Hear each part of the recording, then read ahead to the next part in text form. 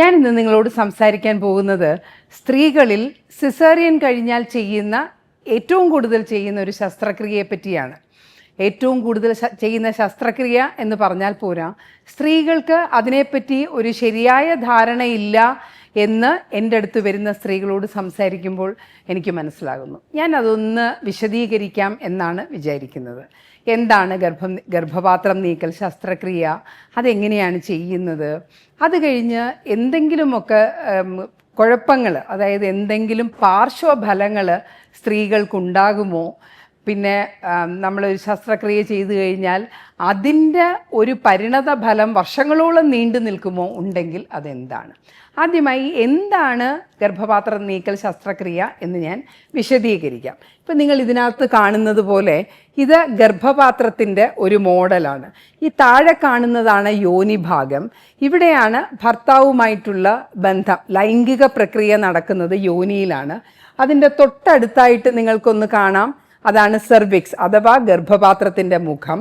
ഇതെല്ലാം കൂടെ ചേർന്നതാണ് ഗർഭപാത്രം. അതിൻ്റെ സൈഡിലായിട്ട് നിങ്ങൾക്ക് 2 ട്യൂബ് കാണാം. ഈ കാണുന്ന 2 അണ്ഡാശയമാണ്. ഇതെന്തിനാണ് വിശദീകരിച്ചതെന്ന് ചോദിച്ചാൽ, ഗർഭപാത്ര നീക്കൽ ശസ്ത്രക്രിയ അഥവാ ഹിസ്റ്ററക്ടമി എന്ന് പറയുന്നത് ഗർഭപാത്രം മാറ്റുന്നതാണ്. എന്താണ് നമ്മൾ ഇതിനകത്ത് സാധാരണഗതിയിൽ മാറ്റുന്നത്?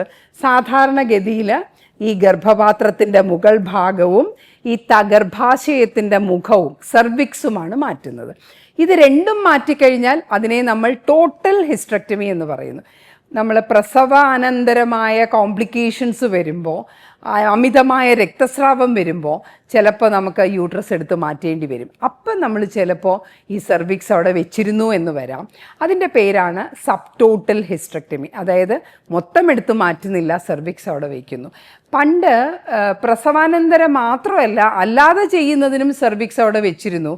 ആളുകൾ അതിന് പറഞ്ഞുകൊണ്ടിരുന്ന ഒരു കാര്യം എന്ന് പറഞ്ഞാൽ, സെർവിക്സ് അവിടെ ഉണ്ടെങ്കിൽ ലൈംഗിക ബന്ധത്തിന് കുറച്ചുകൂടെ സുഖകരമാണ്, സ്ത്രീ പുരുഷ ബന്ധത്തിനെ അത് വല്ലാതെ ബാധിക്കുകയില്ല എന്നൊക്കെയാണ്. പക്ഷെ അതിന് വലിയ തെളിവുകളൊന്നും തന്നെ ഇല്ല.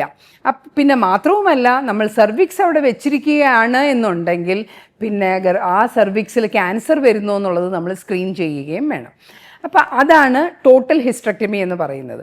ഇനി ഈ ട്യൂബും 2 സൈഡിലെ ട്യൂബും അണ്ഡാശയങ്ങൾ മാത്രം കൂടെ എടുത്തു മാറ്റിയാലോ, അതായത് ഇത്രയും സ്ഥലം മൊത്തം അങ്ങ് മാറ്റിയാൽ അതിനെ നമ്മൾ പാൻ ഹിസ്റ്ററക്ടമി അല്ലെങ്കിൽ ടോട്ടൽ ഹിസ്റ്ററക്ടമി, 2 സൈഡിലെ ബൈലാട്രൽ ട്യൂബ് സാൽപിഞ്ചോ ഊഫറക്ടമി എന്ന് പറയും. അപ്പോൾ ഇതാണ് പല തരത്തിലുള്ള ഹിസ്റ്ററക്ടമികൾ.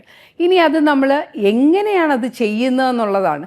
ഇപ്പോൾ എല്ലാവരും നമ്മളോട് വന്ന് പറയും, ഡോക്ടറെ എനിക്ക് താക്കോൽ സുഷിര ശസ്ത്രക്രിയ മതി. ചിലർ പറയും എനിക്ക് താക്കോൽ സുഷിര വേണ്ട, എനിക്ക് തുറന്ന് ചെയ്തു തന്നാൽ മതി എന്ന് പറയും.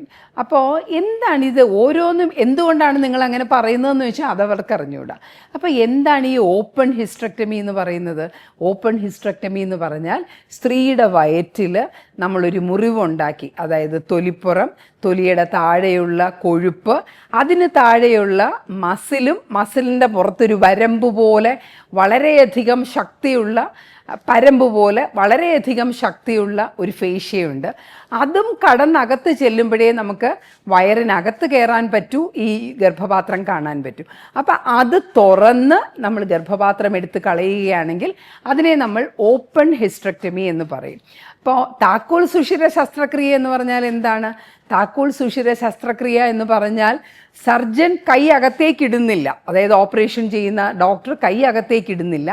പകരം നമ്മൾ ടെലിസ്കോപ്പുകൾ വഴി പുറത്ത് നിന്ന് നോക്കി ആ ടെലിസ്കോപ്പിനകത്തുകൂടെ ഉപകരണങ്ങളിട്ട് കട്ട് ചെയ്യുന്നതിനെയാണ് നമ്മൾ ലാപ്രോസ്കോപ്പിക് ഹിസ്റ്ററക്ടമി എന്ന് പറയുന്നത്.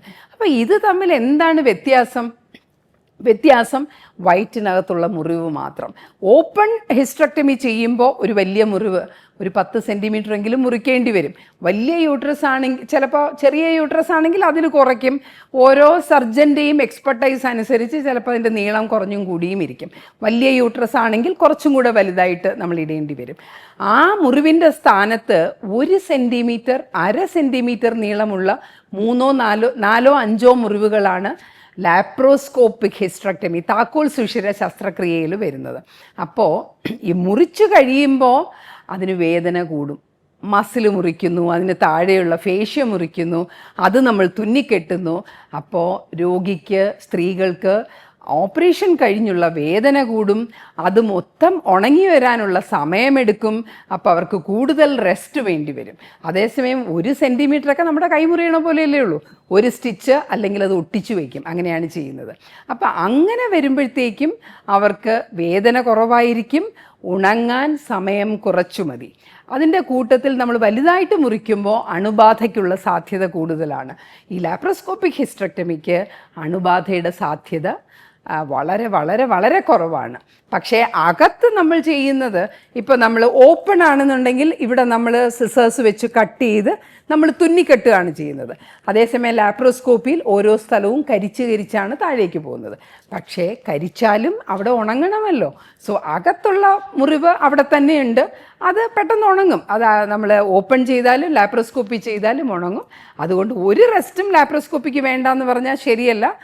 നമുക്ക് വേദന കുറവാണ്, ഇൻഫെക്ഷൻ്റെ സാധ്യത കുറവാണ്. അപ്പോൾ സാധാരണ ജീവിതത്തിലേക്ക് തിരിച്ചു വരാനുള്ള സമയം കുറച്ചു മതി. പിന്നെ ഗർഭപാത്രത്തിന് ഇത്തിരി അയവുണ്ട്. ഈ ഗർഭപാത്രം താഴേക്ക് വന്നിരിക്കുകയാണെങ്കിൽ നമുക്ക് വെറും ഈ യോനി ഭാഗത്തുകൂടെ നമുക്ക് എങ്ങും മുറിക്കാതെ യോനി ഭാഗത്തുകൂടെ ഗർഭപാത്രത്തിന് താഴേക്ക് വലിച്ച് നമുക്ക് ഗർഭപാത്രം മാറ്റാം.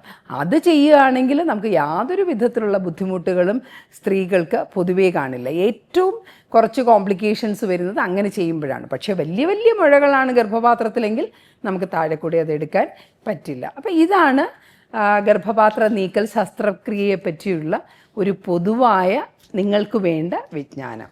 നന്ദി, നമസ്കാരം.